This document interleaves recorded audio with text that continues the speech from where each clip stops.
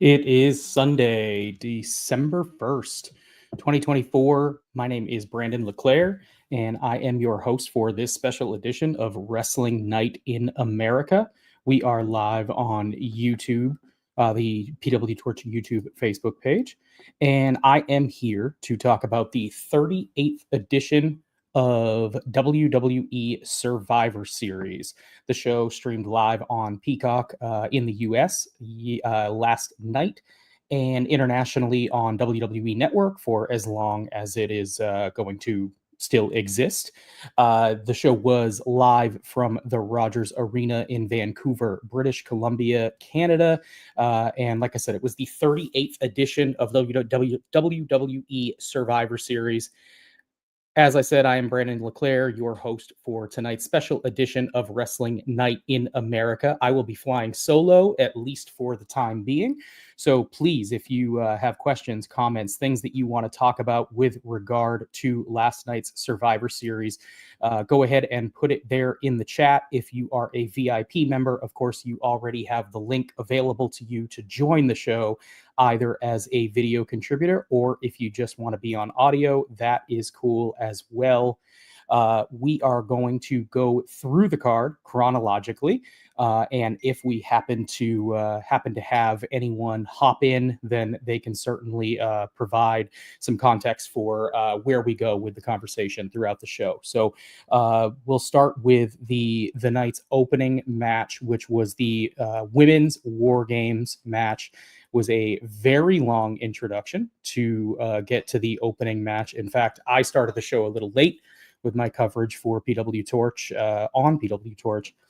And I want to say, man, like this thing didn't start until almost 20 after, between all of the entrances, each of the women's teams getting individual entrances, which made for a long lead up to this first match. But in the end, Team Rhea Ripley getting the victory in this one in just over 38 minutes. Team Rhea getting the win over Liv Morgan, Raquel Rodriguez, and their partners, Tiffany Stratton, Nia Jax, and Candice LeRae. I thought this was a solid match, albeit one that suffered from a few things that I think some of these WarGames matches have suffered from now that it's become a common thing, a yearly thing on the WWE calendar. Namely the fact that there wasn't an overarching story being told between two groups. So, in contrast to what we had in the main event, where you had the OG bloodline versus the new bloodline, we had an amalgamation of several different feuds being combined to do this, WarGames match. And it was a little bit harder to tell a cohesive story because you're trying to make a bunch of women who don't normally get along for the purpose of this match. And I thought that took a little bit away from it. Contrast that to example 2 years ago, when the WarGames concept first appeared for main roster WWE, and you had Damage Control on one side. I thought that made the match work better as a concept, and it's why I enjoyed the men's side of the WarGames format more this year, because you had two cohesive units. Even if there was some dissension between them, the fact that it was two cohesive units involved and embroiled in a very specific feud against each other, rather than a number of feuds sort of coagulating together, I thought worked a little bit better as a concept. But still, I thought that this was a fun enough match overall. Want to put up a comment in the chat here. Derek Hubbard saying the big spots hit, most of the match missed. Clunky is the word often used to describe ugly wrestling. I would say much of the match was beyond clunky. It sucked.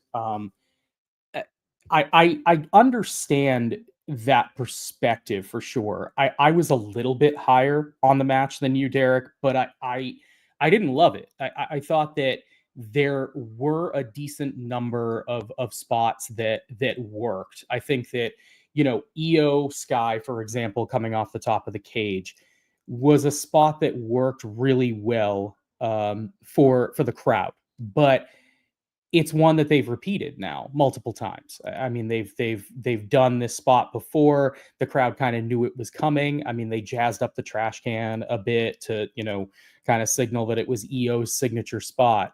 But I do think that they're starting to repeat a lot of spots in these War Games match, and I think that's the case for both the men's and women's side.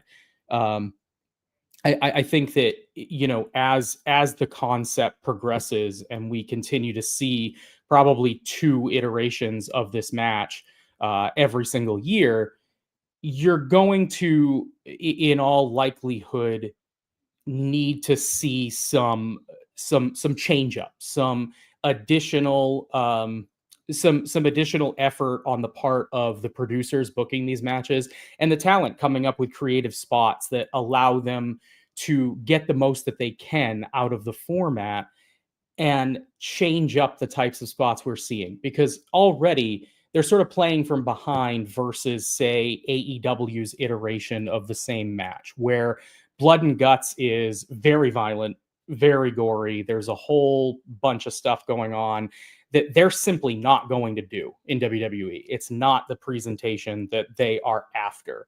So you're going to have to get creative with the different types of spots. And this was the first year it felt like, okay, they're starting to repeat a lot of these that we've seen before. The trash can spot with EO being a good example. It's a cool spot and the crowd really loved it, but you could kind of see it coming from a mile away because she's done it before. So that's one thing that I would certainly hope that that we move away from, at least a little bit. Before I move on to the next match, it looks like Sean Radican has jumped in the caller queue here. So I am going to go ahead and bring on PWTorch staff member Sean Radican to talk about the show here with me. Sean, welcome to Wrestling Night in America. Hey, can you hear me all right? I can. All right, cool. Great. Cool, Sean. How are you? I am good. We've been just talking about the first match on the show here, so you haven't missed a whole lot. I was going back and forth a little bit with Derek Hubbard in the chat. Like I said, I was a little bit higher on the match than he was, but I definitely understand the criticisms. And he's raising the point here. I just want to highlight Nia, Bailey, and Naomi having bad nights. And I think that is largely true, especially in the case of Nia. A lot of spots there that didn't look particularly good. She was also exposed in the fact that she was just in there for such a long time. 38 minutes for Nia is a long time to ask for anybody, but especially someone like Nia who has struggled in some of these spots before. I do definitely agree, though. Rhea had plenty of aggression and energy, looked like a leader out there. Sean, anything you want to add to the discussion regarding this women's War Games match? That was the only match I missed, unfortunately. Okay. I tried to give you a heads up. I don't know if it got to you. I might have already been on the air. No. Okay. No worries. I mean, we've covered it. We've covered it in a decent amount of detail now. I don't think there's anything else that I wanted to highlight there. Again, just a lot of repetitive spots that I think is not necessarily on the women, but just speaks to a larger issue with this format in general. I think that you're going to see that continue as they stack more of these War Games matches as time passes. So something they're going to have to get creative with, but we can certainly move on to the next match on the evening. Want to note before we get into the meat of the match itself, Shinsuke Nakamura came out to new music, different than even the one that he had on SmackDown this week. A new presentation. Had sort of a blood red moon against a new backdrop entrance, remix of his original theme song, so still the general beat, so the crowd knows what's going on, but a whole new presentation for Nakamura. And it was interesting to see that this new presentation has come with apparently what appears to be a new booking strategy for Nakamura, because he gets the win here, wins the United States Championship against LA Knight in just under 10 minutes. Sean, I'll throw to you first. What'd you think of this one? I mean, I thought I like his new presentation. He comes back and it's kind of a signal that, hey, this time he's worth paying attention. Not that he isn't, but that you have some hope that maybe he's going to do more than he usually does when he he kind of gets hurt, comes and goes, but hopefully the injury bug doesn't bite him or whatever, and he's able to stay active consistently. And I thought it was really good, and I like the whole presentation and the pretty decisive win over LA Knight, and yeah, I mean, I don't know what LA Knight's going to regroup after this, and so I'm kind of interested to see if they, because Nakamura kind of steamrolled them in the last couple times. Even when was it last? My days are running together because of the holiday. Was it Friday night when LA Knight charged the ring and ran right into the mist? And it was. It was taped a week before, so the spoilers have been out there. But yeah, it was Friday that it aired. So so makes sense. He's been getting the upper hand on him, and I like that, because you got to. I like what the new creative regime at Triple H. One thing it seems like is they're putting stock in pushing people and making not just the main event stuff seem important, but everyone else on the roster seems to have something going on underneath the top of the card, and that's kind of nice, because it's not all filler and fluff, and I mean there's still some of that, but it's been cut to such a a great degree that you feel like a lot of these, if anything ever happens to, it's one of the things I used to fear is, they put so many eggs into one person's basket that, it felt like for the longest time, if my God, if something happens to Roman, or, you know what I mean? Like they're just really screwed. And now I feel like they're putting so much stock into, this is long-winded, but, about Nakamura, but it's just another example of like, hey, we got this guy,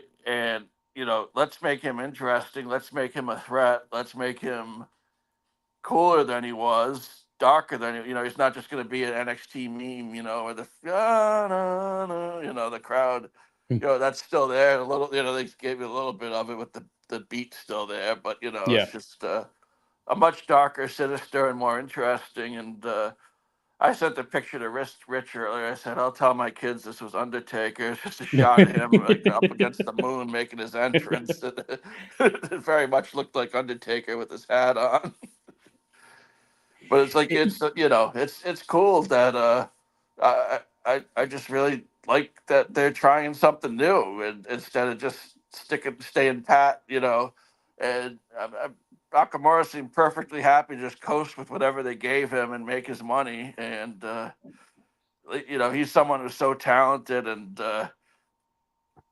it's good to see him kind of, push with this edge and this, like, this mystique and the mist and, the elements of Buddha and Kabuki and things like that. Yeah, it's a decided departure from where they went with him last year. And I think they were in a very specific position last year where they needed Nakamura to step up into a main event role to play opposite of Seth Rollins. And I think it worked to varying degrees at times, but largely, to me at least, it felt like he never really rose above that level of being a B-level challenger to Seth. And he never, despite all of their booking attempts to counteract, I never really felt like he seemed like a credible threat to Seth. And so bringing him back now after some time away, after we've had some time to digest that run and move on from that run, and seeing him now in what I think is a much more suitable role for him at this stage of his career, being kind of that upper mid card guy who can, maybe sniff the main events on occasion if things are going particularly well, but largely can just exist sort of in this upper echelon, in this upper mid card area with a US title. I think that it gives me a little bit more hope for what we could see from him and this character going forward. I was surprised by the booking. I mean, Sean, like you pointed out, they went really heavy in the last couple of weeks, really putting over Nakamura. And I get that part of that is just coming from the necessity of, here's a returning character. We've got to reestablish him. We've got to make sure that he looks strong. But part of my expectation and conventional wisdom with WWE's booking, even under Triple H, has been that leads to the reigning champion, in this case LA Knight, getting the win over a strong returning opponent. And that's sort of what I expected here. Instead, you go in the entirely opposite direction and you have a match that is largely built around Nakamura really knocking LA Knight off of his game. And I thought that was a strong story to tell overall. I thought they did it effectively. Want to highlight a comment here from the chat. Just wondering, kind of what's next for LA Knight. Could it be a heel turn? Nakamura and others have made good points about him being a little bit one note and derivative in certain ways. And now that he's lost the title, it sort of opens up the possibility that something like that could happen. Sean, what's your opinion there? I mean, it's definitely on the table. It seems like, something's going to drop, for him, the other shoe, so to speak, after this. It's either he's got a rematch and he gets his heat back somehow, and then it all seems for naught, or he takes some time away or maybe reboots as a heel. And I mean, I just feel, like the writer said, I agree. It seems like it's time for something new for LA Knight. It's especially after this, where he's kind of run into someone, and it just seems like the perfect spot for the heel turn, because he's been defeated easily as a face, and he's a very good heel. So this gives him very good reason to head that way. I think he's more effective than what I mean, as a heel than a baby face. I think he's just naturally obnoxious. So I think it plays more into his character, and I just think it's been kind of one note for him, the whole thing. It's it was cool, it's cool, but it's just, and it's over. It's still getting the crowd. But it's kind of like, well, it's cool as long as he's winning. So, but something's either one or two things are gonna happen. Is they'll turn this into a longer term feud, which they could do, not just him getting his win back, but maybe him struggling to get, maybe he gets two more matches and Nakamura cheats next time, and you know what I mean. There's a couple ways they could go and come out a stronger face, but I think a heel turn is kind of time to see what they can harness with him as a heel, because I just think it naturally suits him better. Yeah, I want to highlight too, Derek Hubbard in the chat just saying that Knight and Nakamura are not perfect opponents for each other. Some oil and water there, but the match was serviceable. And that's largely how I felt about the quality of this one. I thought that they got in and out in enough, quick enough time that it didn't feel like, they were going overboard or they were asked to do too much. But I thought that, what we got was solid enough. And they were trying to tell a very specific story. Essentially, that LA Knight was a bit outmatched, that he was, he was caught off guard by the way that Nakamura had presented himself. And Nakamura just had him off his game right out of the blocks. And that's largely the story that they told. Before we move on to the next match on the card, I'm going to bring on another VIP member guest here. He's been in the chat a little bit, and actually, I think Chris Lansdell, I'm going to bring you on now and just ask you, In the chat, you said it was probably my favorite match on the card. Were you referring to this one? Yes, yeah, Nakamura and. Okay, cool. So I brought you on at the perfect time. Then I'll give you the floor. What did you like so much about it? So normally when I watching wrestling, it's AEW or New Japan, and right now New Japan is in my bad books. That's a whole other story. But I think for me, WWE's hold over AEW has always been the ability to present a story and still give you good wrestling as a side dish, whereas AEW is completely the opposite. On this show, that match for me was the only one that actually progressed the story in any way, shape, or form. The wrestling itself was fine. Like, there was nothing offensive about it. LA Knight managed to get through an entire match without a botch, which I think he deserves a round of applause for that. But it was clear from the start that his reception has died off a bit. He's not getting the enormous pops he was getting when he was flirting with the title picture. And it seemed like the time to make a change. And the way that they did it with Nakamura just really resonated for me. I've been a huge Nakamura fan. He was the guy who got me into New Japan. So obviously I'm a little biased there, but I thought this just worked on every level. Was it a 4-star classic? No, but nothing else on the card was either. So it just had the nice marriage for me of actually progressing a story and giving you good action in the ring. What do you think the ceiling is here for a Nakamura US title run? Can he elevate the situation the title is in currently? Do you expect sort of ho-hum more of the same that we've gotten with LA Knight? What's your expectation for his run? So I think that has two answers, and it depends on whether he's going to hold it for a while or if he's transitioning it to another face. Mm-hmm. There might be somebody that they have their eyes on coming up through the face ranks who's going to take it off him in a couple of months, which I hope not, because you don't bring a guy back with a brand new presentation and a very sort of aura that should not be easily beaten and then take the title off him right away. So could he elevate it? Yes. It's just a question of whether they'll let him. His ability to elevate that title is going to depend on his ability to have good matches. He's not going to be able to carry a promo. That spooky stuff is going to get old real quick. We've seen that time and time again. So if they make him more sinister and less spooky, and maybe they hint at Yakuza without actually saying the word, then maybe the potential is there. It's just a question of whether they're willing to pull the trigger or not.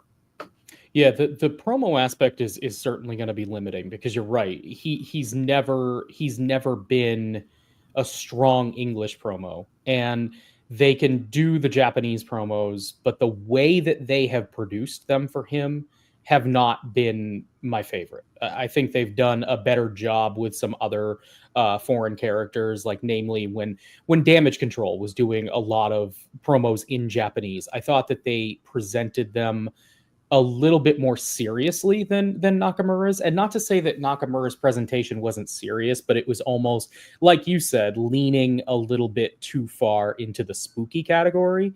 And once you do that, you often lose me. And I think you lose a lot of people.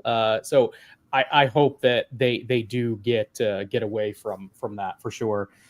Sean, anything you wanted to add about this one before we move on? No, I mean, the only thing I was thinking is he got to a PLE before the Wyatt six did, so that was kind of interesting. That is true. Chris, I'll keep you on here for at least another match or so if you want to, and then I can also give you the. What was that? That's why I called in. Perfect. Just to chill out. Yeah, and I'll give you the floor too after we go over this match to discuss anything just at large you want to talk about too. So we'll move on for now to match 3. It was the triple threat match for the Intercontinental Championship. Bron Breakker facing Sheamus and Ludwid Kaiser. This, I think for my money, in terms of just straight wrestling, was probably my favorite match of the night. I mean, the men's WarGames was certainly larger and more consequential, but I thought that this was just a really, really fun triple threat match between 3 guys who really, really know their characters very well at this point. Bron Breakker retains the Intercontinental title in 14 minutes and just about 25 seconds. He gets the pin over Sheamus. crowd ate this one up pretty much from start to finish. They were really into this, and were really behind Sheamus, more so than I think I would have expected. I mean, Sheamus is bordering on a legacy character at this point, but is still putting together a lot of strong performances. And the crowd was really behind him from start to finish. I mean, there were, the dogs barking, if you will, for Bron Breakker, but several chants for Sheamus, which I thought was an encouraging sign for his position on the card. Sean, I'll throw to you first, and then Chris, let me know what you guys thought of this one.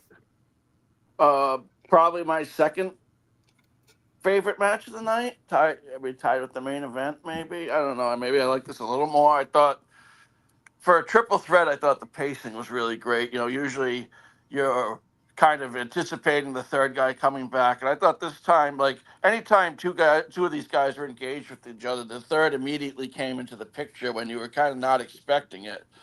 The breakup of the bro kick was great, and I thought they paced the match just so frenetically that the crowd just kept going up and up. It's like 14 something minutes. It wasn't all that long, but yeah, just about 14 yeah, 30.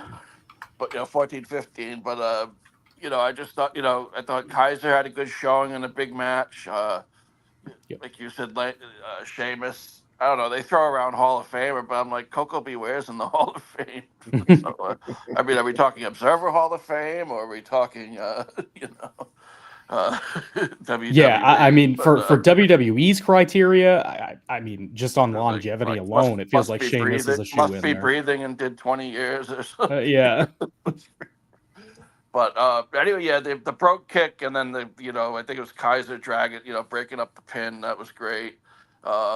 Even the finish, just came on strong, and it was just boom, boom, boom, and the pacing was very, triple threat matches can drive you crazy because you're just inevitably waiting for that third guy to come in. But I thought they kept it so like the third guy was never out of action for long, and they just took the crowd for a ride. I thought Breakker looked really impressive to me.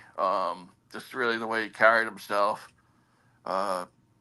Yeah, it was just a really good. I didn't think it'd be that good, but it was. I like what they. It was just different than anything else on the card, really, and I liked it quite a lot. Yeah, I'd have to agree. I thought Kaiser had a really good showing here. I thought for a triple threat, it was a rarity, and that at various points, I thought any one of the three could win. I mean, obviously, Breakker was the favorite going in, but they all had their moments where it looked like, oh, they're actually going to pull this out. Sheamus, this is his bête noire. This is the one that he just can't seem to win. And every time I see Bron Breakker, I'm just like, how is this person a human being? The stuff he can do. There were a couple of spots where he just came flying in from off screen, and I'm just like, how? Yes. He is so ridiculously impressive to look at. He reminds me of Monty Brown in that aspect. He doesn't have Monty Brown's charisma. Who does? But the way he can just throw himself around at speed, and the height he gets, he's got the ability to be a very special talent. He just needs to develop something behind it. He can't rely. Athleticism from. I mean, if you look at his uncle and his dad, they were pretty amazing athletes before Did they move around like that? I don't remember. I'd have to go back and watch. I don't quite remember them moving around that fast. WrestleMania 9 against the Wild Samoans. Check that match out. Was it the Head Shrinkers at that point? I think it was the Head Shrinkers. That's a match to watch. He was really moving in there to a point where I was like, he's got some. Not only was he moving, but it was the crisp. You know what I mean? How crisp his offense was.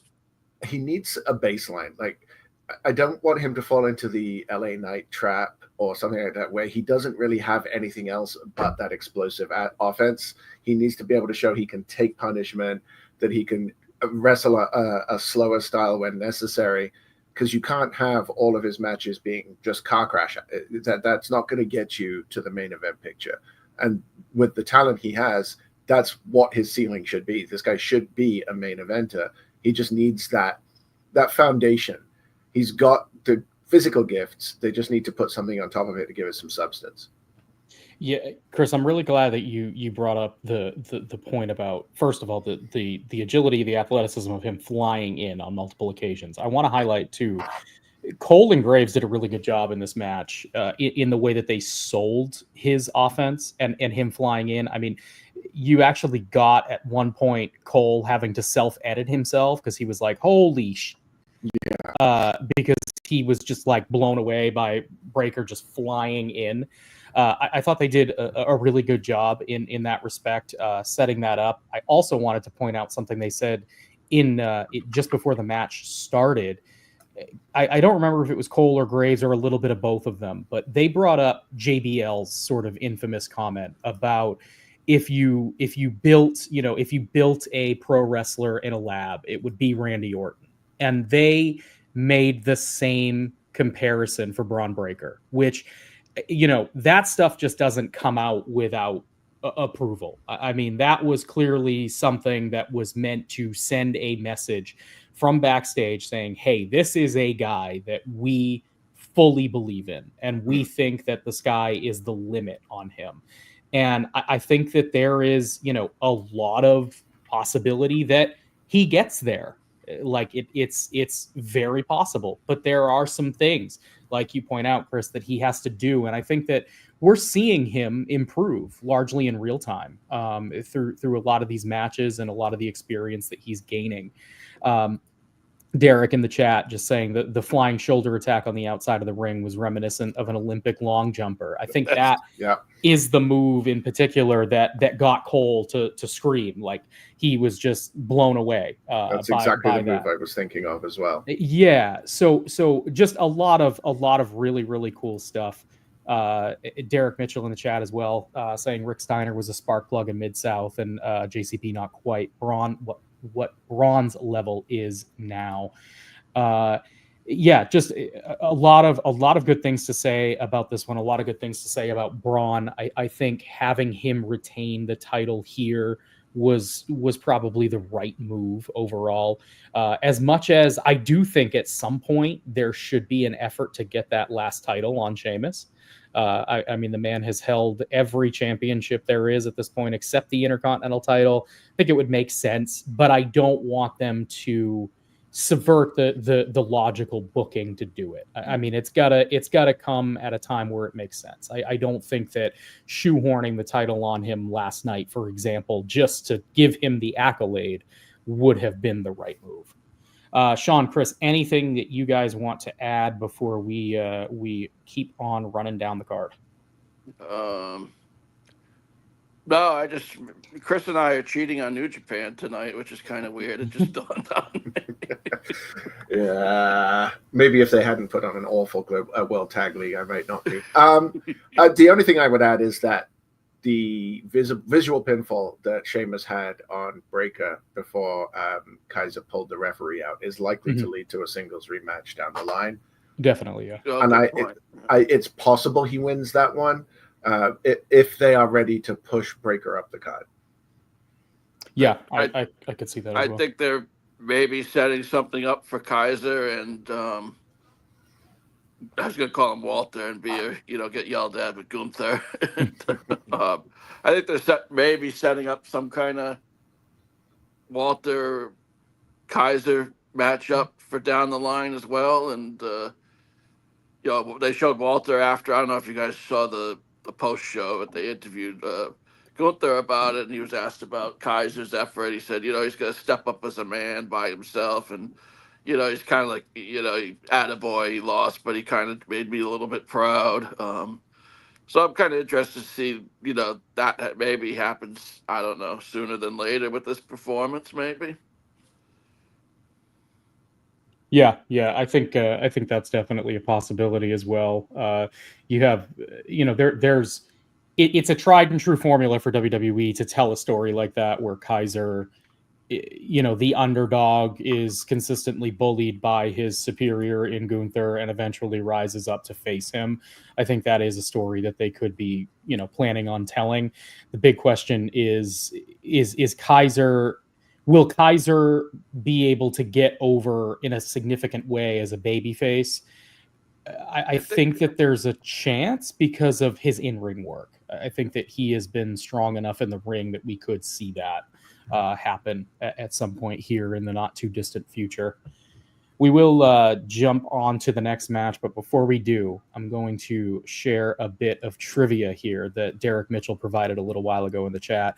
Sean and Chris, you can let me know if you knew this. I certainly did not. But Nakamura is one of 4 wrestlers, including Lex Luger, Big John Studd, and Hacksaw Jim Duggan, to win the Royal Rumble and never win the WWE Championship. And Derek also just said, hopefully he can have a decent run with that U.S. title. I didn't want to let that go before we move too far down the line from Nakamura and LA Knight. I know we were done talking about that match, but thought that was a cool little tidbit for Derek to share. Did either of you guys know that? No, if you'd asked me 5 minutes ago, I would have said he did hold it once because I could have sworn AJ beat him for it, but no, AJ defended it against him. Yeah. So I would have got that one wrong. I mean, I knew Nakamura hasn't won the title yet. Right, but, right. I just, I was thinking like, yeah, Nakamura hasn't, but Alberto Del Rio won the most terrible Royal Rumble I ever been to in my life. I went live and then became champion. I was like, I think that was the year they went to 40, and it was just dread 40 when they thought everything excess was better. Was that was in Boston, right? Yeah, it was in Boston. Yeah, it was terrible. Yeah, I skipped that one, and I remember being glad that I did.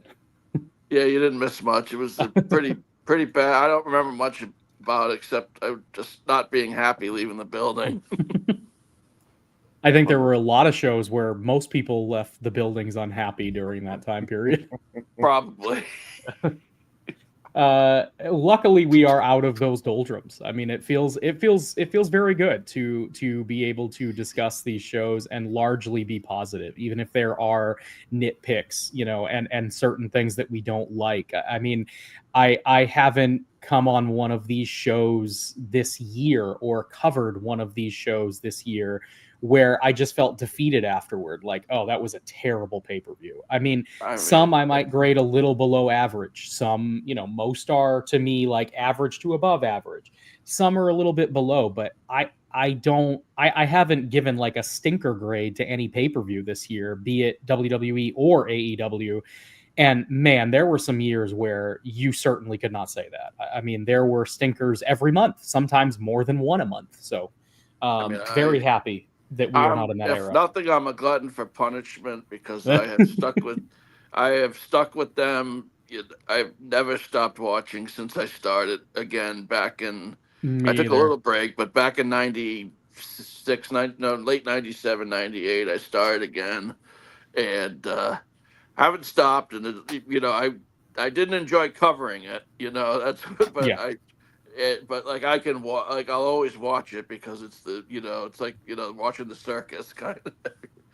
Well, shout out to my oftentimes co-host and formerly the host when I was co-host, Greg Parks, because we will frequently joke about the doldrum years of SmackDown where he was on that beat covering that show week in and week out when it was just I mean fully unwatchable. Like that show was unwatchable for a period of time. In 2003, I begged to switch to Ring of Honor from SmackDown. So I'm glad I made that choice. So. Yeah, about that time, about then, it sounds. I think Heyman got fired, and it went straight to hell after that. Yeah, the brand split, the brand exclusive pay-per-views, those were some fun. Just the Stephanie McMahon push. I remember I finally wrote Wade. I said I'd rather put pencils in my eyeballs than review another one of these shows. All right. Well, thankfully, this show was much better than that. Yeah, these are the good old days. Yeah, for sure. We'll talk about for some people. Yeah, no kidding. We'll talk about the World Heavyweight Championship match now. Gunther defending against Damien Priest. Gunther, not much of a surprise here. He retains the World Heavyweight Championship in just over 19 minutes. I thought that this was a solid match from a storytelling perspective. And I say that because it was different for Gunther. We have seen a pretty tried and true formula with Gunther both when he was the Intercontinental champion and since he's been the world heavyweight champion, where he is just largely dominating his opponents. And they have strayed from that formula on occasion. We saw it obviously last month with Cody Rhodes getting the win over him at Crown Jewel. And that led into last night's match, where it felt decidedly different, at least for the first several minutes. Gunther was off his game. His body language was different. He was slumped down at times. Damien Priest was out wrestling him in chain holds for a couple of minutes. And the announcers were savvy to really hammer that point home. And it wasn't until Damien injures his shoulder in the course of the match that Gunther's confidence starts to grow and we start to see him become himself again. And I thought Gunther in particular did a really admirable job of the body language, the facial expressions, the way that he sold his growing confidence throughout the course of this match, and then eventually beat Priest because of that shoulder injury. He saw the injured shoulder and knew that he could capitalize on it and knew that he could settle in to his game, which I thought was just a really solid story to tell. I don't think that it was all positive. I wrote in my report for PWTorch last night that this thing between Damien Priest and the Judgment Day has long since run its course. And I would like to see Priest move on to something different. It doesn't feel like the Judgment Day have ever really gotten one up over Priest, and it doesn't feel like they ever will, because they're simply booking them at different levels. And I don't think that at any point you're going to see WWE say, we're going to spend a big Damien Priest loss on Finn Balor. I just can't see it happening. So to return to that well again, to me, feels like a bit of a retread. And then the second qualm I had with this one was the finish. It's not a huge deal, but I do think that we've seen an over-reliance both in WWE and in AEW this year on the pass-out finish. They've been doing it a lot in major matches, and I get that it protects the loser of the match, but sometimes you just need one guy to beat the other guy. And I get that this is technically a clean win, but where you've been doing it so much this year, I just would have preferred to see something a little bit different. Chris, I'll toss to you first. Anything you want to say about this match, and then Sean, you can pick up from there. I did enjoy this match quite a bit. Damien Priest has shown an ability that he didn't always seem to have, to step up and match up with people like Gunther, who's definitely a level above him in terms of in-ring skill, personality, presence, everything. I could have done without the Finn Balor run-in. Like you said, can we move on beyond this? I was at Money in the Bank in Toronto, and it was still happening then. It's like I don't need to see any of this again. Just give him something better to do. It is a problem when somebody loses the title. Where do you put them that doesn't shove them way back down the card, but still makes it feel like they're doing something? So I can understand that, but surely there has to be something else. The pass out thing really bugs me. To me, it makes the babyface look stupid, because you're going to lose when you pass out. So why not just tap out and save yourself the potential damage of passing out? Yeah, it's not like passing out saves you from losing the match or anything. It doesn't make any difference. It's still a loss. It doesn't help the storyline anymore. It used to. Like when Steve Austin passed out in the sharpshooter with blood coming down his face, it was novel, and it was a great graphic, and it made a difference. But it's been ever since then that we've just seen this nonstop. And like you said, it's not just WWE. This is across promotions, and it doesn't make sense. I'm curious where Gunther goes next. That's a really interesting storyline to follow, because there isn't, as far as I can tell, an obvious follow-up to this. It's not going to be Finn Balor. Sami Zayn is sort of floating around there, but is he still too tied up with the bloodline? And they've done it. Well, they have done it, but this is on a bigger stage again. So it's going to be the Royal Rumble defense as well, right? So there's the possibility that it's a sort of a placeholder almost for whoever is going to be there. Is it John Cena? That could be a possibility. So I don't know. The match was good. Or do you save that for WrestleMania? I would not want Gunther to be Cena's last opponent. To me, that should be Braun. Well, Cena's going to work the whole year, so WrestleMania is not the end for him. I thought he said WrestleMania 2025 was his last. Yeah, the wording was strange. It's his last WrestleMania. Right. But he's working the full year. I see. Yeah. Yeah. In that case, next December is his hard out. I know, it's very strange. Why wouldn't he just walk away at WrestleMania? I don't know. Anyway, yeah, in that case, I could definitely see that being a WrestleMania title match. The problem is then you need Cena to win Elimination Chamber, which... He's going to be in it. I mean, they more or less confirmed that last night. So unless he wins the Rumble. Right. So, but then if he wins the Rumble, what does he do at Elimination Chamber? Right, and he's going to be at Elimination Chamber. So. It's a bit telegraphed, but I don't know. I'm curious to see where it goes. The Cena thing is hanging over the entire upper mid card because whoever he faces is going to get a huge bump. Bron Breakker could use it. Gunther doesn't really need it, but it would be a great match for him to have. There has to be another Orton match in there just for the sake of completion. So that's all hanging over it. But Gunther is in this weird position right now where he's in this rarefied air of not having a huge track record, although I loved what the commentator said about him holding a title for something like 78% of his time in the company, which was just a remarkable stat and the sort of thing that actually makes sense to throw out there. Yes. Unlike bragging about the longest women's match in the history of the company. And they've been really good. They've been really good about that stuff recently too. That's a very clearly a Triple H-ism that you could tell has been, there's been an uptick in it, and it's benefited the show and made things feel more consequential. Yeah, for sure. Junaid, and forgive me if I'm pronouncing that wrong and correct me in the chat, but in the chat saying Punk versus Gunther as a possibility. Punk Roman probably comes at WrestleMania, feels like a distinct possibility, so not immediate. Possible that he's free for a little while and gives Gunther a strong win. I think we're going to see Punk and Gunther at some point, but yeah, it is a matter of when do you book that, assuming that Punk is not going to win. Do you want to sort of hand him a key loss before WrestleMania season, especially if you are booking toward a Roman match? I'm not sure. And then where does The Rock slot into all of this too? Is he on the Roman train? Is he on the Cody train? We don't know at this point. So lots of possibilities there.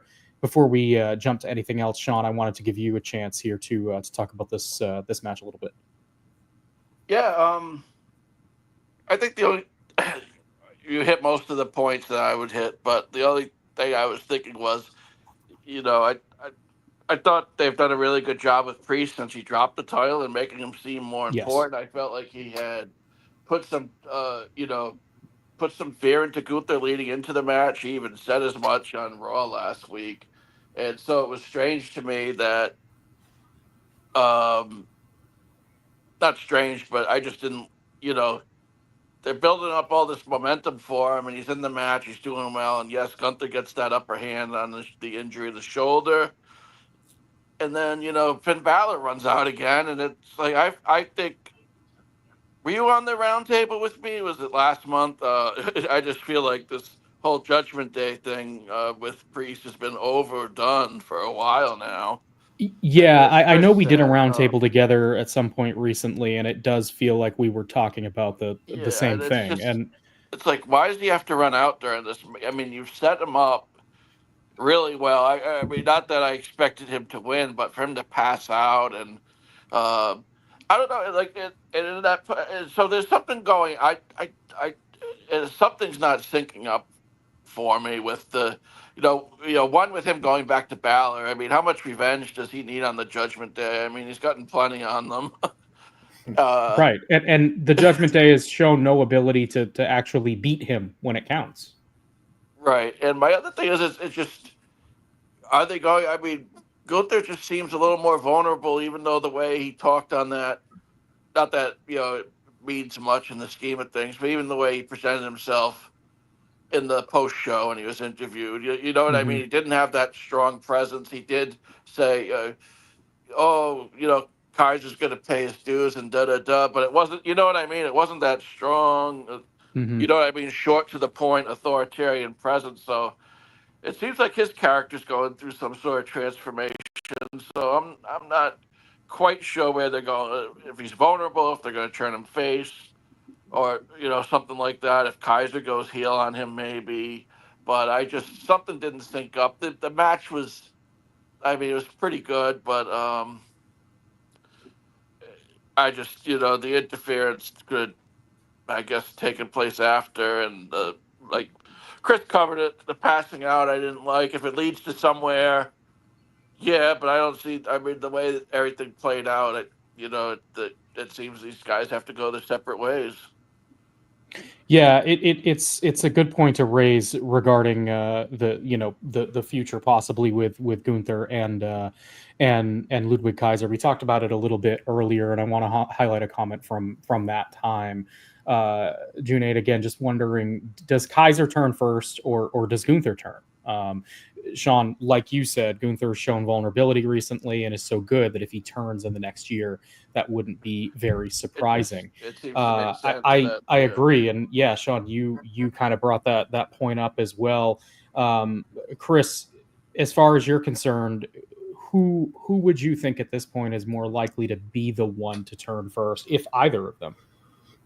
I think turning Kaiser doesn't really have a big impact. I don't think he's ready to either step up, or which he would need to do if he became a face, or to change his character. So just by process of elimination, I think it'll be Gunther. I think like Kaiser just stays heel by turning on Gunther, so to speak. I'm curious though, Sean, because you mentioned what Damien Priest said about Gunther seeming like he was intimidated and scared. I actually didn't like that, because it made it sound to me like Priest had already won in his mind. That was his victory, is getting Gunther to be scared. He wasn't expecting to win. We all knew it was unlikely that he would, but the way he came across with that line made it sound like, that's all right, I've already got my moral victory, so whatever happens in the match, I don't mind. I still made you look human. Like, that's what I wanted to do. And I'm just like, but you should be more interested in winning the title. That should be right. I was just looking at it more as what they're doing with this character than that aspect. You're right, but like I said, I thought they're trying to find a way to make him vulnerable so they can, I think, logically turn him face at some point, which makes the most sense. But it is a bit of an odd thing to see, a wrestler say, you know what I mean? Be that bold is just I've got you where, especially as someone like Gunther. So it's not a perfect, by any means, it's not a perfect transition to what I think they're doing, but it played into what they need to do, but it wasn't the best way to do it, I guess. Yeah, gotcha. So we're about to jump into the main event here, and I'm sure there is plenty to discuss regarding the men's WarGames match. But before we do that, I am going to highlight just a couple of things commentary said before tossing to that main event video package. There was some promotion for tomorrow night's Raw and also for Saturday night's main event coming up in a couple of weeks on NBC. We'll take Saturday night's main event first. Chris, any thoughts or feelings about the way they've executed this Kevin Owens turn and where you think it goes? Obviously, leading the question a little here, seems like a bit of a foregone conclusion that Cody retains the title, but what does it mean for Kevin Owens? It's an interesting question. Kevin Owens is getting into big show levels of turns at this point. He's been up and down a lot. The actual execution of the turn was a stroke of genius in my mind. We've never really seen anything like that, where it's caught by fan cams behind the scenes and they've just sort of not talked about it and such. It's a genius idea. The execution, I don't know that this was the best way to do it, but I think they've gained enough goodwill with the idea to see how it plays out. I don't see him winning. He's going to be sort of the upper gatekeeper for faces to get through before they get to a title shot. I don't see him as being in the title picture. He's not really going to come down to the US title level. So is this just his swan song before he rides off into the night? Maybe. And he just needs another ride on the top. But I don't really see any potential for this to go any higher than it is, any higher than a couple of title matches at the most. I thought it was a curious decision to I really thought that this was going to be an example of Triple H playing his hand a little bit and subverting expectation when they were so heavily teasing the Kevin Owens turn. And I agree with you, Chris. I thought that the execution of the turn itself was a lot of fun. It was a really cool, innovative way to go about doing it. We actually broke the news about it on the post show for Bad Blood. We were talking about it live as it happened, and the footage went out on Twitter and other social media platforms. So that was a lot of fun. But I agree, the execution since then has felt just standard WWE heel turn, just sort of by the numbers. And I really thought in the lead up to this that they were going to subvert expectations and have it be Randy Orton be the one who turns. And again, I mean, you want to talk about somebody who is approaching Big Show levels of turns. You know, if you're looking for wrestlers who rarely turn, Randy Orton and Kevin Owens are not your two guys that you want to be choosing between. But regardless, I thought that Orton might have been the one, and I still think that they will want to get to a Cody Rhodes and Randy Orton title program at some point. So I'm not ruling out that Orton also turns at some point down the line. But Sean, anything you want to throw in here about this Owens turn and what you expect out of these two come Saturday night's main event? Well, I mean, I obviously Chris is right about all the churns and everything, and so that damages the impact of it. But I like this particular churn because it's made a lot of the stuff he said to Cody has made a lot of sense. I don't think Cody's had a really credible challenger since he got the title, so I think this is something to get excited about because at least you know it's going to be a war in there, and you know, at least maybe they'll find a way to make people have some doubt. Mm-hmm. I hope. I like it a lot more than what they've done with Cody's reign so far because I don't think it's been. I think it's just been a holding pattern, waiting for something big for the next year, for months and months. So nothing really exciting has happened. That title picture where I've said, oh, he might. You know what I mean? Has he main evented yet? I'm not since WrestleMania, but he's been in the opener and things like that, and so it's been nothing too interesting. That's fine. You have to come down. You have to come down from the fire and rockets that was the end of WrestleMania. This past year. But at some point, you gotta. I mean, they're cranking on all cylinders, but at some point, I'd like Cody to step up and hold his own storyline. I think that's what's going on here, and hopefully it's something that is more interesting than what he's done so far, and then he moves to whatever the bigger thing is. I mean, I'd love to see Kevin win and surprise people because it would mean, you know what I mean? It would shake things up, and maybe Cody could win it back, but I don't know. Hard to see.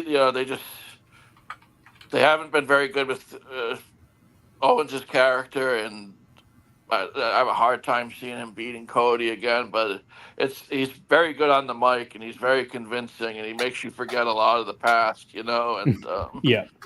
So and it makes sense. It's tied into the bloodline stuff and tied into the bigger picture. So I'm looking forward. At least I'm looking forward to seeing how that all shakes out in the ring, and the intensity those two bring out of each other. Yeah, I think Go ahead. I think it's been a strong program to anchor this Saturday night's main event show. Obviously, they want to pop a rating for NBC. They want to do good numbers for them, and I think it's a strong program to put out there. Something that otherwise could have been on a PLE, but instead is going to anchor this show, and a good idea overall. Another fun fact in the chat from Derek Mitchell here that I'm going to highlight. I'm reluctant to highlight this one because I almost feel like it's going to give WWE a challenge to try to outdo themselves. But Big Show is documented as having turned babyface and heel 36 times during his tenure in WWE. Derek saying that is insane. I agree.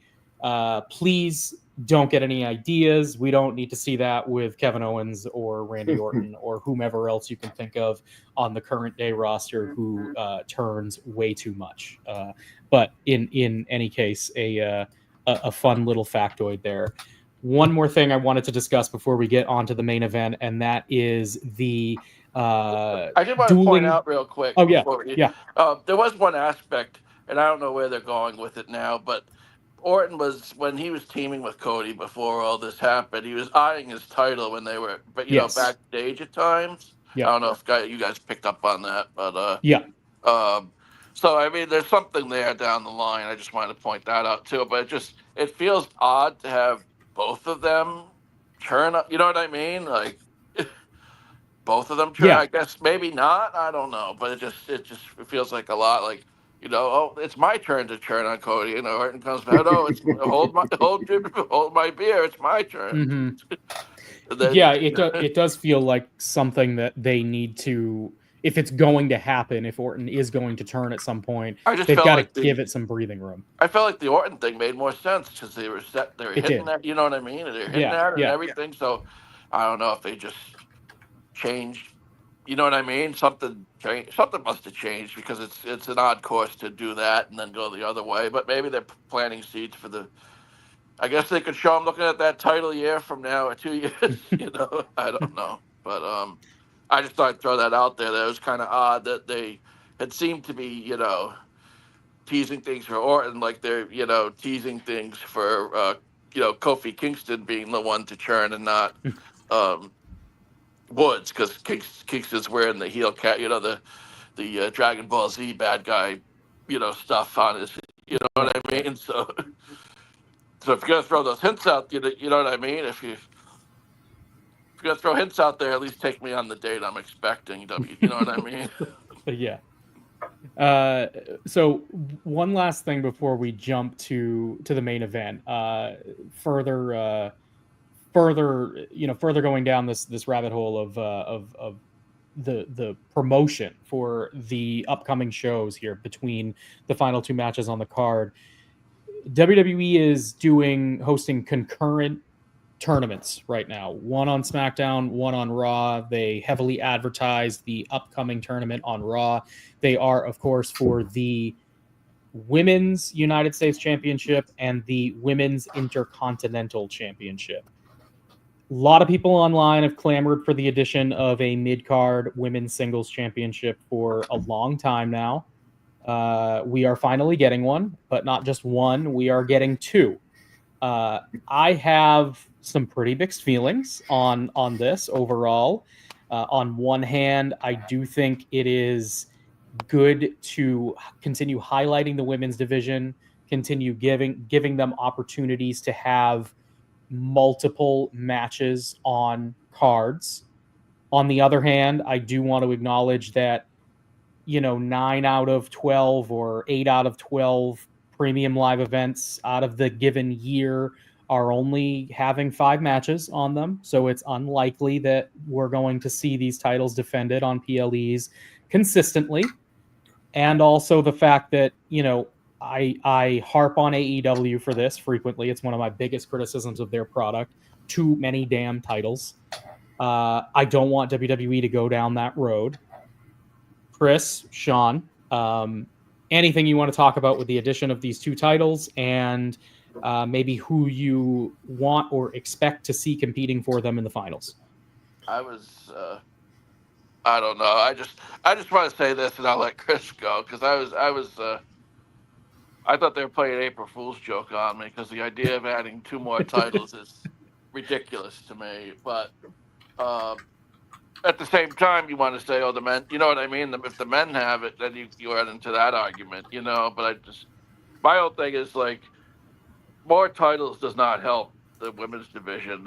They're just starting to push the top of it fairly well lately, you know, in the modern era, and now you're going to have a whole second tier of women fighting for another belt that's probably going to change hands constantly on TV. It's just, you know, it's going to be something that isn't important because we've been, you know, it's just they've had a hard enough time establishing, you know, the both women's heavyweight championships and making them important and building top stars and integrating women into the you know the I hate the term PLE, but the premium live event, and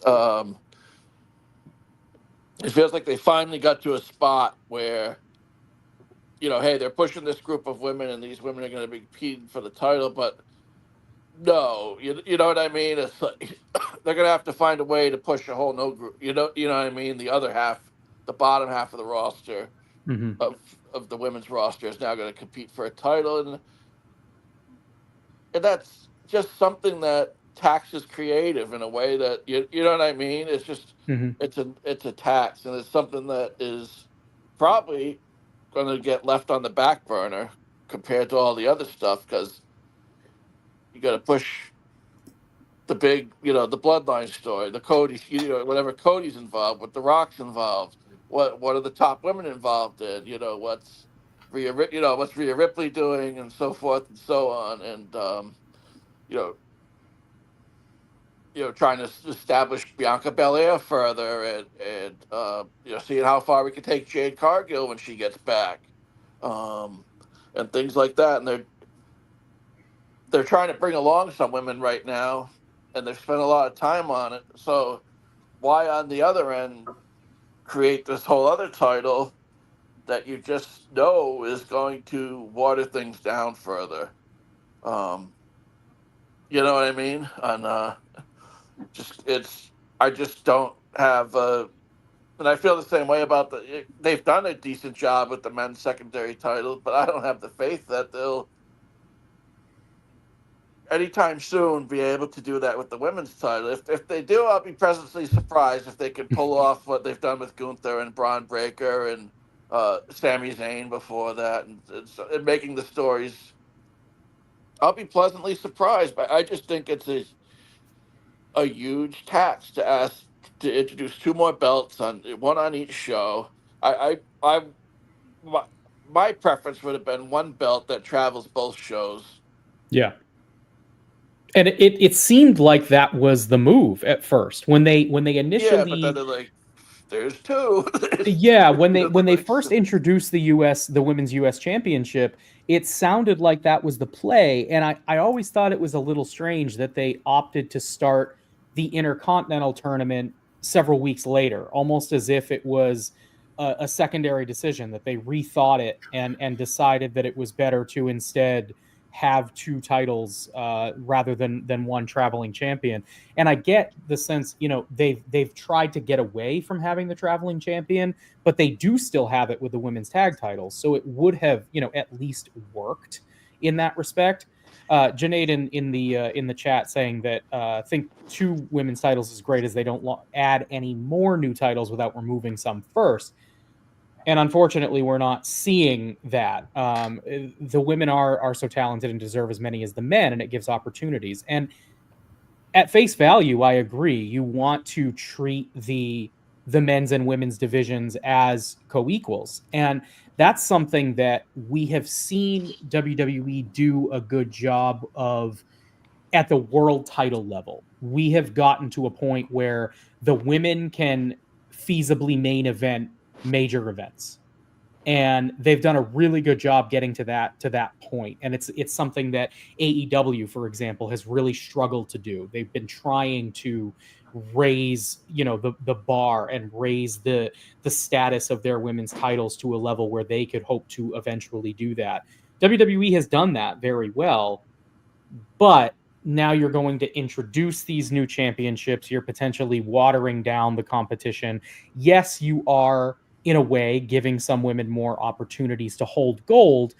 But if that gold can't be featured regularly on these premium live events because you simply don't have the room with 5-match cards, it sort of puts you into a sticky situation.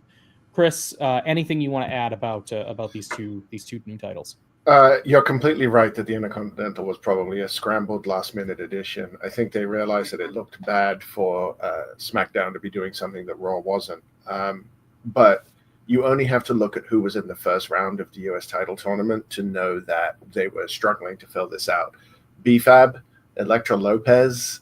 Like, when was the last time we saw these people wrestle at all, let alone in a tournament for what is hopefully going to be a real championship, right? A big name. Lash Legend, like, she's not even competing regularly. I reckon the U.S. title tournament is going to be Michin and Chelsea Green in the final. The Intercontinental one, we only have 4 people announced so far, so I wouldn't even want to guess. As Zelina Vega's possible, Shayna Baszler would be another option. I'm a bit torn on this because it's clearly being done to show how much better WWE is than AEW for promoting a women's division. Your point, Brandon, about women main eventing for WWE, I think you're about a year and a half late on that, because I don't think there's any women's match right now that would justifiably main event anything unless somebody comes back. Rhea Ripley can main event, but against who? There is nobody on the roster on either show right now who is a conceivable main event opponent for Rhea. Becky would be for sure. Charlotte will be when she comes back. Maybe Bailey, I guess, or Bianca. Maybe Bianca's different. I think Belair's the one. However, I think in AEW, you're about to see a women's match main event in Australia, and it's going to be Tony and Mariah. So I think that's coming very soon. I don't think WWE's title numbers are as bad as it looks, because they do keep their shows pretty distinct. So it's really a high number of titles, but it's split amongst 2, 3 if you include NXT shows. Plus they have Speed off to the side, which nobody talks about. So it's not as bad as it looks, but the fact that they're stretching so hard to fill out a tournament tells you that maybe they've taken a little bit more than they can chew here. Yeah, Joel Pearl in the chat saying he thinks that the hope is that it creates the idea that it builds credible challengers for the main women's title by using a stepping stone, which, is the strategy we've seen them employ with the U.S. and Intercontinental Championships on many occasions. And I think that is the aim here. The question is, of course, Chris, as you raised, is there enough meat there in the division to warrant that and not have it feel like just something extra that's floating around? I do agree with Joel, though, pointing out that WWE's been adding more big matches to the pre-PLE TV shows, which I think is, unfortunately, or depending on how you look at it, where a lot of these titles are going to live. And you might see the one-off where one sneaks onto a card when they have a match that makes sense for it. But largely, it does feel like these are going to mostly be presented as TV titles, unless we see a shift in strategy where they're looking to add additional matches to the PLE cards. But for right now, they seem pretty well set on these 5-match shows, for better or for worse. Going to move on now to the main event of this show, and the one that I assume we'll have the most discussion around. That is the men's war game match. It was the New Bloodline, Solo Sikoa, Tama Tonga, Tonga Loa, and Jacob Fatu, along with the addition of Raw's Bronson Reed, taking on the original Bloodline, comprised of Roman Reigns, Jimmy and Jey Uso, and Sami Zayn, joined by the hired gun, CM Punk. Of course, the original Bloodline and CM Punk got the win in this one. Match went just under 42 minutes. Lot of storytelling here. Sean, I'll start with you. What did you think? I like this a lot. in some respects. In other respects, I thought they undersold the stakes of the match. At times they just didn't remind us that enough that if Roman lost, they couldn't team again. So that was at stake in the match. And like even after the match, Cole goes, "Nothing's changed. Solo still has the Ula follow." So I was like, "What?" I was like, Yeah. all of that, nothing's changed. And I was like, Michael Cole, come on. I mean, that's the only thing that bothers me is they undersold the stakes. That they should have hammered home like, hey, these guys won't be able to team again, and Solo's going to run wild over the WWE if the OG bloodline loses. I think for a match to go through all that and at the end Cole says that, it kind of you know what I mean. It kind of drove me crazy that they undersold it because it was so good. Roman stepping in when Punk wanted to go out and directing Sammy into the ring. Solo and the bloodline isolating everyone that was in the before Roman got in, really isolating those guys and putting a beating on them. And Solo gets locks the cage, and then Cole drove me crazy again, like acting like it's an open WarGames. It's not like the old one, what I mean? It's like it's like you can't climb the cage and get into the Yeah. That drove me crazy because it's like they build up like oh my God, he's locked the door. What's he gonna do? I'm like, he's gonna just climb in over the top. Also, the match couldn't actually start until he got in the ring. So what were they going to do? Just stand there indefinitely? Yeah. they had a little snafu here that I noted in my report for PWTorch too, where when Roman finally touched down in the ring, when he came off the top rope and took down the new bloodline with that crossbody, Cole immediately said that the match has now officially begun, which would make sense because now all the competitors were in the ring. Except that WWE was planning a big dramatic standoff between the two teams in opposing rings where Alicia Taylor would officially announce the start of WarGames so that they could have the big brawl in the center of the two rings. So Cole either fired a little too early or didn't get the memo that Alicia Taylor was going to make the announcement, but they were about 2 minutes apart. So Cole said that the match had started, and then about 2 minutes later, in real time, is when Alicia Taylor officially announced the beginning of WarGames, and the bell rang. Now, I'm not really faulting Cole for that because he was the correct one. When Reigns got in the ring and touched down, the match was on. But for dramatic effect, they needed, of course, Reigns to take everybody down and then climb back into the other ring.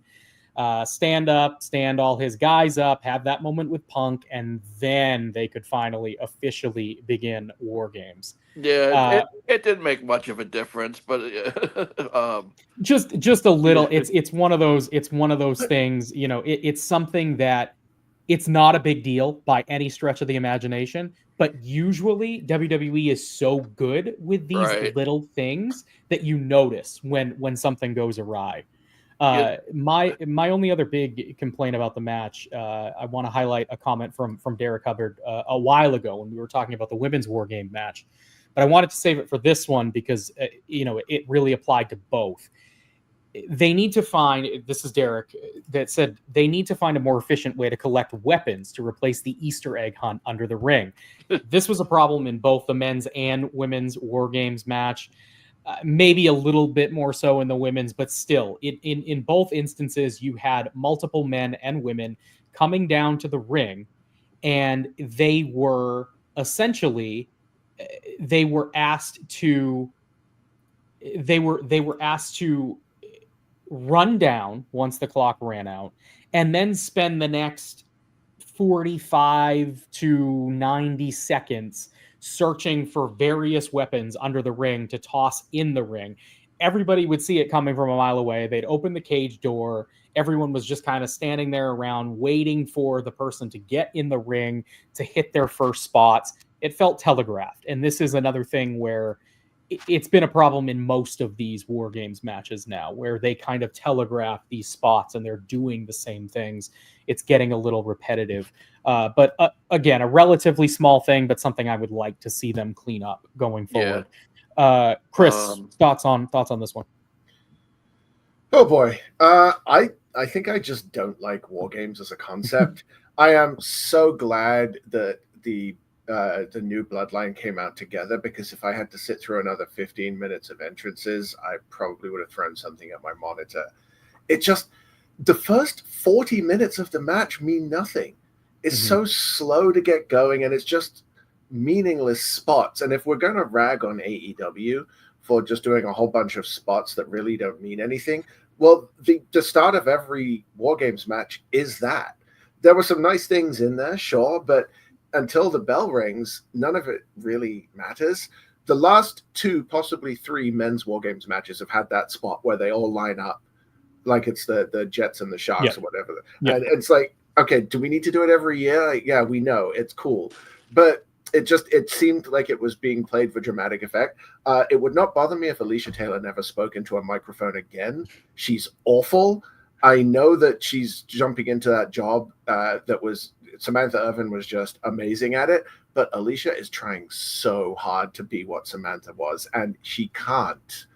I was actually going to add that in. the put on growling, and the way she's trying to put bass into her voice, and it's just not working. Just develop your own style. I am an arena announcer for the local pro basketball team, so I do this, and you can't copy someone else's style. You have to develop your own. You have to come up with your own calls. I mean, it's been a few weeks, but like I thought Samantha Irvin was so talented at what she did, and found a way to get her personality over just through ring announcing. And it was fascinating to hear what Ricochet said about her in his interview with Chris Van Vliet. Like, she would use her musical skills to announce. She had a notebook full of musical notes, and she would use those to help her enunciate the names. And I was like fascinated, because I would have never even thought of that. No, me neither. And like I said, this is what I do. So. And I hear, sorry, Chris, but I hear Alicia Taylor. It's like, you got to find your own voice. That's, you know what I mean? She's just like, you follow up Samantha Irving, and the next one, it's like trying to sound like her. It just doesn't work for me. Yeah, I think, and even if she's not trying to be like Samantha Irvin, right? I don't want to assume, but she sounds a lot like she's trying to sound exactly. Like Samantha. Inevitably, people are going to try and make that comparison, because that's who she's replacing. And when you have somebody who was as beloved as Samantha was, it's natural that people are going to say you're never going to be her. So don't. Find your own voice. And the voice that she's using right now, if this is how she is, it's just not working for me, for sure. And I'm not alone in that, apparently. The match itself was what Chris, it was. before you jump into the match, I just want to highlight a comment with a little pushback here from A Milano 20 in the chat, saying she's always ring announced like that before Samantha even. I was thinking that is true. That is, it just seems, you know what I mean, coming off her leaving and replacing her. It just seems like they could have gone with, you know what I mean, they could have used her in other spots, but not the main event, or used her and or taking her off, just let her take a few months off and let someone else, you know what I mean, just to get Samantha Irvin's voice out of everyone's head before, you know what I mean, so to speak. Yeah, I definitely understand that, and I err closer to you guys, where I might not feel as strongly about it, but Chris, I also understand why you would, having experience in the field. I haven't been a huge fan of her announcing. I do think obviously losing Samantha Irvin is a big deal, and it's something you're going to feel for a while until you find a suitable replacement. I've always thought that Lillian Garcia was and is largely very good. I mean, she's had a couple of hiccups here in her first few weeks back, but I was a little surprised not to hear her because it seems as though they were sort of treating her as the lead ring announcer, meaning she would have taken the PLE duties, but that wasn't the case here. Chris, sorry, go ahead with thoughts on the match itself. Can I ask you something real quick, Chris? Yeah, sure. Just as an announcer, is that something like, if you're announcing something and you're following someone else, can you change you know what I mean? Is that a lot to ask somebody to change their style? It depends on how long you've been doing it. But once you develop a style, if you go and take a job and then somebody says, by the way, don't sound anything like this, right, and that's how you sound, you might as well tell me to write right-handed. It's not something that she would be able to do easily. But like for me with basketball, I mean, I'll just throw one of the most famous examples out there. I can't, at the 2-minute warning, do the 2 minutos like they do in Miami because nobody here will speak Spanish, so nobody knows what I'm talking about. I will take guidance and listen to the people who do it professionally and try to develop what they do and adapt it to my style, which is fine. But when you have that sort of replacement feeling, like it seems like they're just trying to give you the non-union Mexican equivalent, and it's not. Sure, it might be that she's always done it that way, but that doesn't mean it's good. It might not have been good all along. So for the match itself, it was, they did a lot. I thought that it was interesting to hear some boos for CM Punk. He is not well liked in Canada, and the closer you get to Winnipeg and the West Coast, the more that's going to be evident because they're big Kenny Omega fans, and Vancouver's very close to the West Coast of the US, so could be some Young Bucks fans there as well.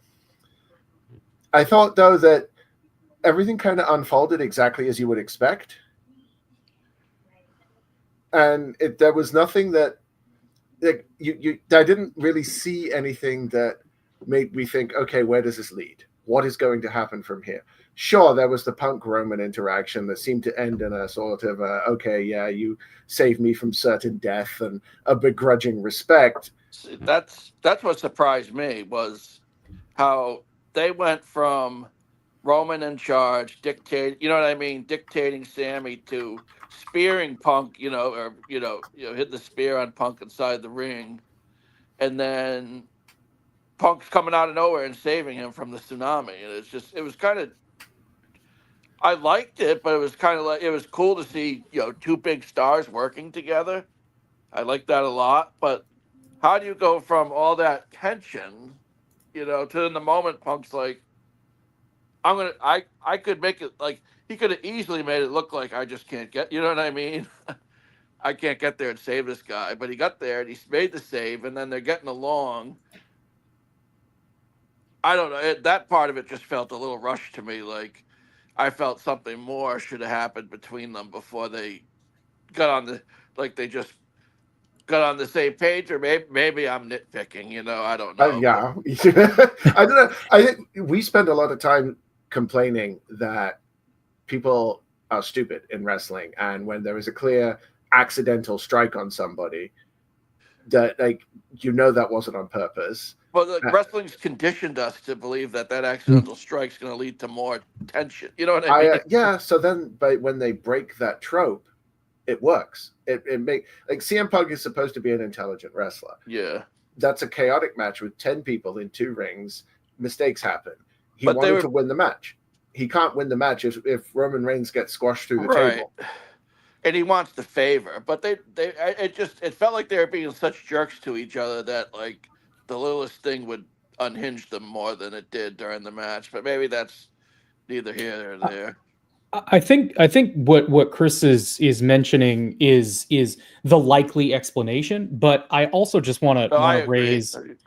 Yeah, I just want to raise another sort of offshoot of that too, which is just that I think that Punk can easily say that, whether he believes that Roman did it on by accident or not, because we've seen that a million times. We see it play out constantly in wrestling where, babyface accidentally hits other babyface, and even though the scorned babyface can clearly look at a replay in hindsight and see that it was a total accident, they'll pretend that it wasn't for the sake of tension.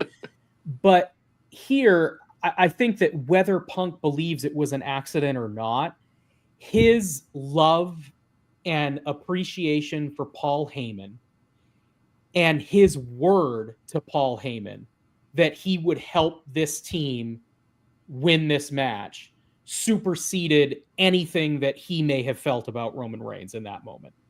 I think that you could hear Punk tomorrow coming out on Raw and just saying that he made Paul Heyman a promise and he does not break promises to Paul Heyman. And it doesn't mean anything to him that Reigns helped him up in the end and that they were able to coexist, that this was simply for Paul Heyman. So I definitely get the criticism there. It kind of happened really quickly and there were a lot of moving parts and there was a ton of tension between Punk and Roman in the lead up. But I kind of liked the direction that they eventually went in, where that did kind of subvert expectation, because you would, Punk being the character that he is, what we expect out of CM Punk would be that he would take that personally and do something about it. And so for them to go in the other direction and just have Punk, for whatever reason it was, whether it was the point that I raised. And part of it is because I was just thinking, his last feud was based around the friendship bracelet, which right. I've gone back and forth with Rich Fan about many, many times. And, just think it's kind of ridiculous to get unhinged over a bracelet you can have remade at the local shop. But so that's the thing. There's history there with Punk. So I like the fact that they subverted expectations and what to what Chris raised there, to his point. Punk was smart. It was the right move. It was the smart move if you're a babyface trying to win a match, that, whatever happened with Roman, they can take care of that another time. For right now, the goal is taking out the new bloodline. So I liked that they went that direction. The thing I really liked was it just felt like they put Punk on the same level as Roman. Yeah.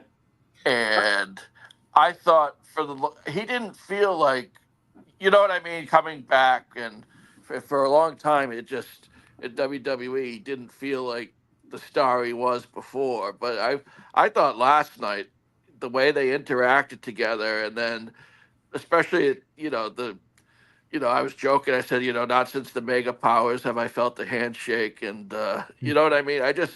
I thought people watching this, if it does go somewhere and they keep Punk strong, it felt memorable. The handshake, and then the pose at the end, and then Punk had gone to the back, and then he comes back out and, hits his GTS pose.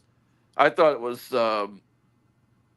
really well done. I thought it just, if they want to keep Punk on this upper echelon, kind of where Cody and Roman are, and add a third guy, I thought this was a great way to do it. Yeah, Derek raising the point in the chat as well, and I think is a good point. We saw Sammy accidentally hit Roman Reigns recently too at Crown Jewel, and then the Usos had to go and convince Roman to trust Sammy and take on the new bloodline. So it was a little bit of a repeat of that angle, but something that they've done really well with the bloodline storytelling is sort of weaving these conflicts and navigating them with some nuance, which is not something that you always see. And I think it's great in pro when wrestling, especially. When, like, logically they do things so stupid, like, you can't see a replay, or people can't tell you what happened. Like, I can't believe I have to say this, but I like when they have two people that saw what happened telling another guy what happened. Can you believe that? I don't know. To me, I think if you had gone with Roman or if Punk not trusting Roman and that being a face-off, you have to go to that feud pretty much straight away. And I don't think they're ready for it yet. Roman needs to finish with Solo and maybe even with Jacob Fatu before you move to Roman and Punk. They're planting seeds, but if you start to pay that off now and then put it on the back burner, that's what we criticize AEW for doing, is just stop starting things. So logically it makes sense, and it's what we've been crying out for in wrestling. I was actually happy to see it. I could do without ever seeing somebody getting bulldogged off a toolbox again. That did not look fun. I mean, he just stood right up. I mean, I'm sure it was a safe spot, much safer than some of the other stuff we've seen recently. But yeah, I mean, on the post show, they announced, Jimmy's got a broken toe, and Triple H then announced that the Bloodline during the Sami Zayn Bloodline segment with Jimmy J and Punk, they announced. I think it was Jake said, "Oh yeah, but by the way, Jimmy broke his toe in the match, so that's why he was limping at the end." And Yeah.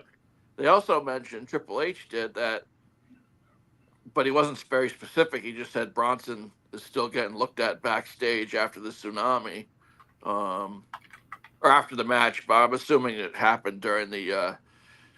People have slowed the footage down on the tsunami. It looks like he landed really badly, like almost upright, and I guess would be his right ankle kind of bended in a little. So it didn't. It looked pretty nasty. But Triple H did say I forget the wording he used, but like questionable. Yeah, he treated it like he was a head coach of a football team announcing an injury to one of his star players. He was like, "Yeah, Bronson's still getting looked at, but he's going to be questionable for a few weeks." Like you got to hide information from. Yeah, well, I mean, it's their right to hide medical information, but if they're gonna say it, they could say he's got like a lower body injury or something.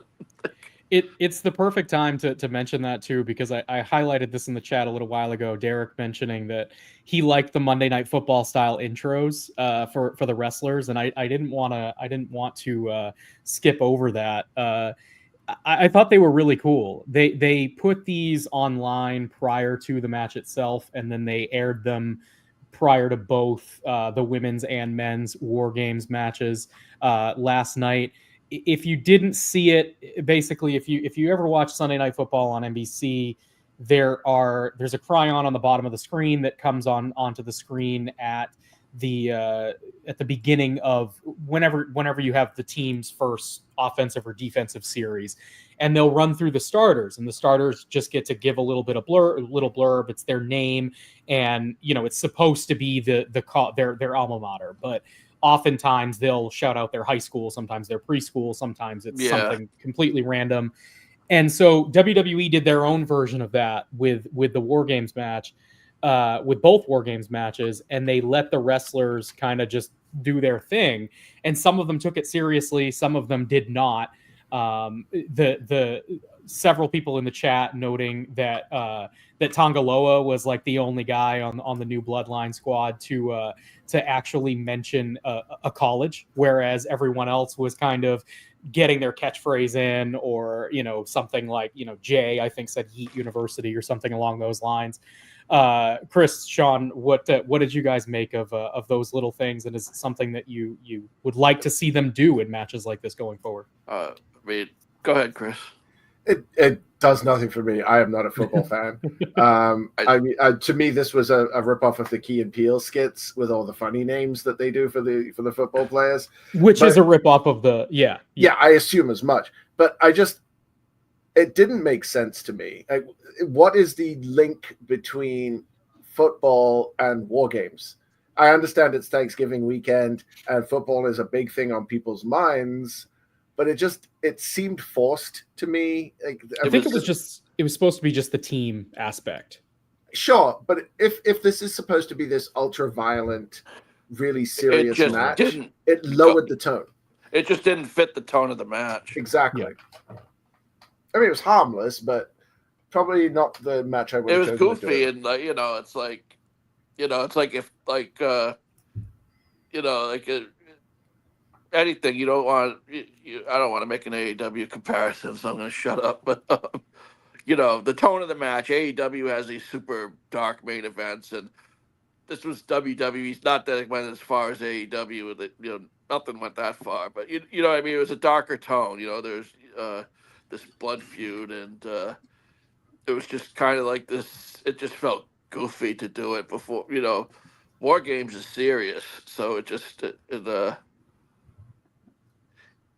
it felt like it would have worked, like maybe like this is what I want, for like something like Stadium Stampede, maybe, that AEW hasn't done in a while. Like got kind of like just crazy stuff's going on everywhere, so it kind of fit that. But like if it's something more serious, I just don't think it fits right with the tone of the WarGames. It's like we've been waiting for this since they've been planting the seeds for this date since WrestleMania, and finally came and it really boiled to a head, and you got them sitting there doing this talking heads thing from the football. It just didn't make a lot of sense to me. They seem to want to satisfy their creative, like their production department. Like these movie things, like they did with Punk and Heyman on SmackDown. Now that the next pitch was, hey, let's do football. It just they can do, just because you can do it doesn't. Not that I like the Punk segment with Brains. I'm just saying, like, just because you can do it doesn't mean you always should.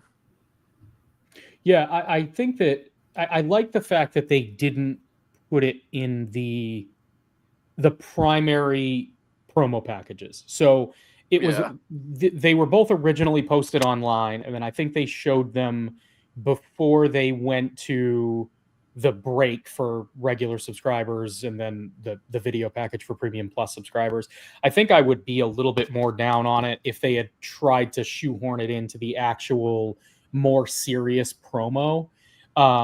I definitely understand the criticism, though. I mean, you have this super serious match that is supposed to be ultra violent, even though that's not really what WWE does. This weird advertising, like, for I can't, like, it rings a bell. They've done things in the past. They're just, what I mean. They'll have a big match and they'll just have these weird things out there promoting the match that don't match the tone. That don't go with the tone, and it's like, it's not it's not the end of the world, but it's something you should self-edit. So everything that promotes the show should, or promotes. I'm sorry, everything that promotes a match should match the tone of. You know what I mean?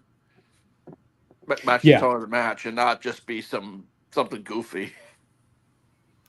Last thing I want to hit on before we wrap things up here is, it wasn't so much a post-match angle, but just some post-match happenings after the men's War Games. They hung around on the broadcast for quite a while. Punk left and then came back to celebrate with the rest of the original Bloodline up at the top of the ramp. But the big thing here that I want to touch on is them really honing in on the hug between CM Punk and Paul Heyman at the end, the tail end of the show. Punk basically comes out of the cage. He's the first to exit the cage. He sees Paul Heyman. They share a smile. They share a big hug. And Punk says, clearly within range of the microphones, says, "When I need the favor, I'm going to come and ask." And Paul Heyman smiles and responds, "It's all yours." So they're setting the table for something here. CM Punk has got something that he is, going to need from either Paul Heyman or this iteration of the Bloodline. Chris, any speculation, any guesses as to where you think they might be headed here? It's tough because there aren't any titles really in the Bloodline right now. Well, not really. There's just none at all. So my guess is that it's Rumble related. And I'm wondering if it might be at some point Punk and Roman in the ring, and Heyman helps Punk eliminate Roman. I don't. That seems a little far-fetched, but without an ability to get a title shot, if they're going to pay it off anytime soon, that's really the only thing I can think of. And it's yeah, that's it. Like, there's nothing else. Like, unless I'm missing something blatantly obvious. Sean, any guesses on your end? I couldn't really come up with any. The only thing that makes sense to me is if Reigns has it. Like, one thing that came to mind is if Reigns comes out of WrestleMania this season with the title, which the way things are shaking up, I don't think he will be. But at some point, I think he'll be carrying the title again. I think maybe the favor is Punk gets a title shot, or maybe the favor is as simple as they have his back at some point when he needs it. Yeah, I sort of wondered if that's where if he this moves would. into, I don't know, Seth Rollins. I was trying to think of maybe a connection to Seth Rollins because they've kind of hinted that's coming back around the bend, but I don't see why he'd need their help there because Seth hasn't, you know what I mean? Like, been been using heaters or anything. So, Yeah, Derek mentioning in the chat. but it's just one favor. So I mean, like, Right. you know what I mean. So it can't. I don't like it gets like like I go ahead. You can read it. Yeah, he Derek was just saying if it's having Paul Heyman back as his wise man moving forward, and Sean, you bring up the point, like it's one favor. So does that, does that count? Is that within the boundaries of what the I mean, what the that's agreement they have well, is? I don't it's know. like, you go to Larry Day, Curb Your Enthusiasm, and like his interpretation of a favor versus everyone Mhm. else's. Right. It is, a favor is a favor. Mm. I don't know if you remember that episode, but Yeah, I the big I'm the in big I'm ask, yeah, I'm in the same boat as you guys. I don't have a clear sense for what they're thinking here, and I don't mind that. I mean, I Yeah. think it's kind of cool that we have this big question coming out of the show, and it's going to be hanging over our heads could for a be a little year while. from now. Yeah, I mean, it just depends on how long they want to stretch this out. I think that it's compelling. I mean, it's a good little thread to keep you interested in the tie between Roman Reigns and CM Punk, because I mean, so far as we know, unless something drastically changes with the way that they handle the brand split, they're not going to be interacting very much from here on out, with very few exceptions. So Right. if Punk is over on Raw and Reigns continues to be largely on SmackDown and a part-time act on top of that, it could be a while before there's any interaction between the two again, and by extension any interaction between Punk and Paul Heyman. So this could be a slow burn, and I don't think that is necessarily a bad thing.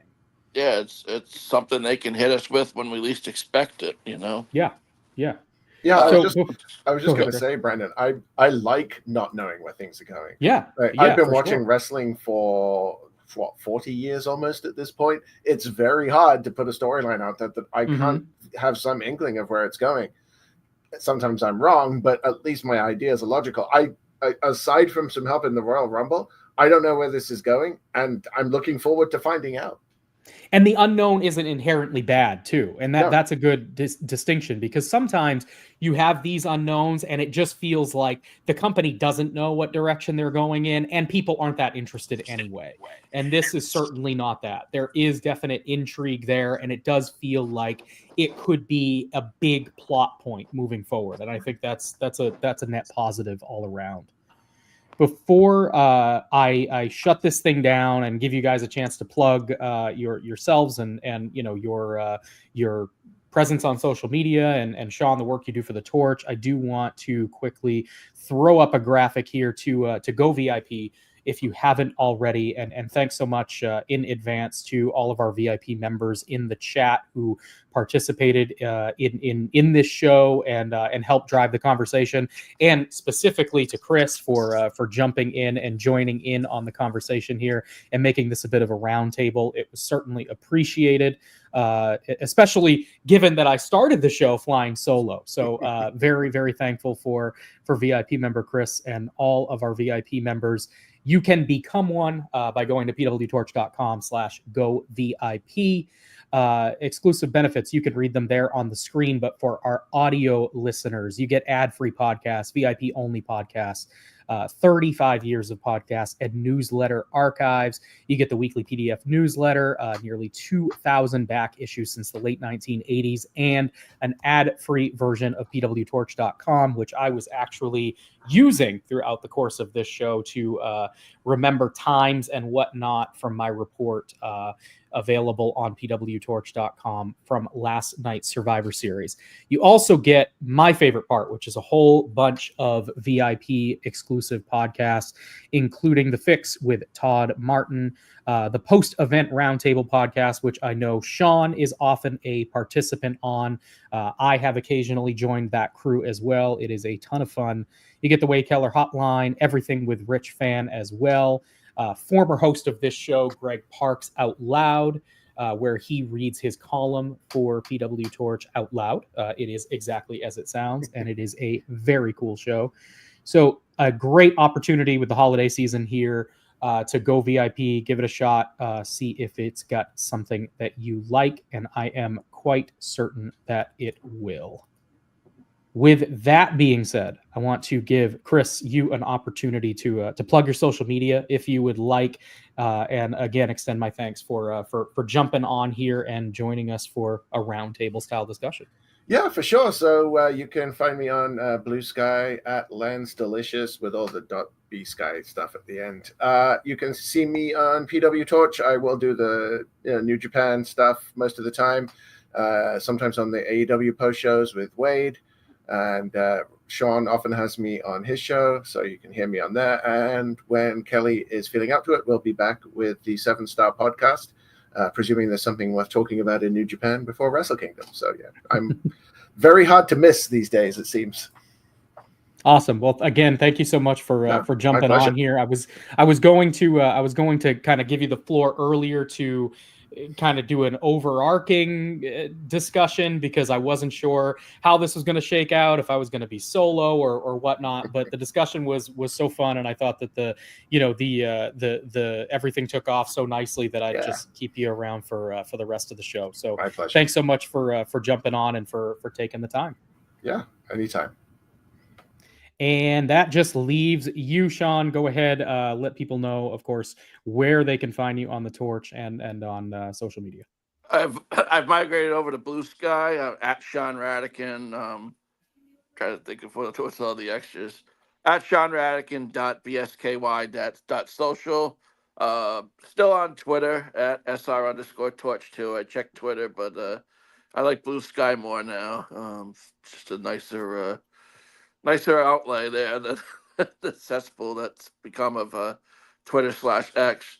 I've been doing a lot of written work lately, but I'm going to be gearing up with the podcast again soon. But I've been writing on the website, the free site. I'm going to get back to weekly takes soon, but I've been doing a lot of columns and cover stories for the newsletter, pouring a lot of effort into those. So you can check those out. My most recent one was about Kenny Omega coming back to AEW in New Japan couple weeks back. So definitely check out my newsletter columns, and Radican Worldwide will be back. Chris is my frequent guest host. Been talking New Japan, but probably going to integrate more AEW talk as well soon. Kind of doing some under the hood tinkering with things with the state of New Japan lately. But yeah, I'll be getting on the I host the post New Japan pay-per-view roundtable, so I'll be getting back to that soon as well, and hopefully joining whenever I can fit in and help. I jumped in last second with you today. This is the first time I've done this particular the Sunday night show, but hopefully jumping in with Wade and on the post shows and on some of his other shows from time to time as well. And it's been great talking to you guys tonight. For sure. Thanks so much, Sean. And thanks for jumping in last minute. This was sort of an unknown for me. I told Wade, I was going to be going live solo, and whoever was able to jump on would jump on. And you came to my rescue. It would have been a much shorter show without you.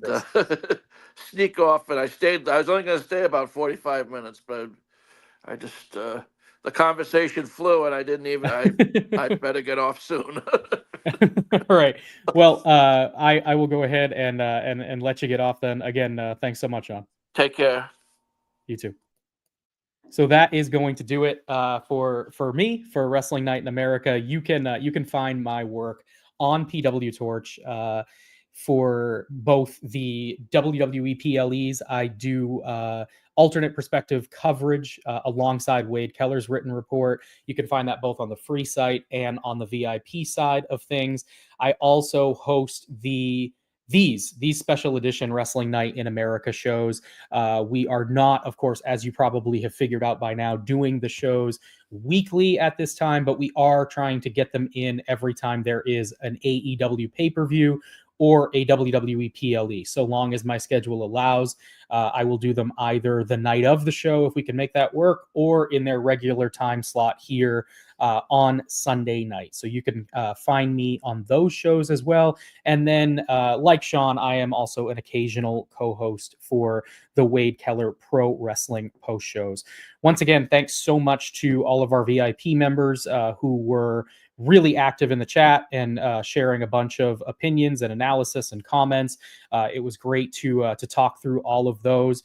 And a huge thanks as well to Sean Radican and Chris Lansdell, who saved me from doing a solo show and brought some really, really excellent conversation to the table. It was a really fun roundtable podcast that I hope you all enjoyed. So once again, until next time, my name is Brandon LeClair. Thank you so much for joining us. And until next time, this has been Wrestling Night in America.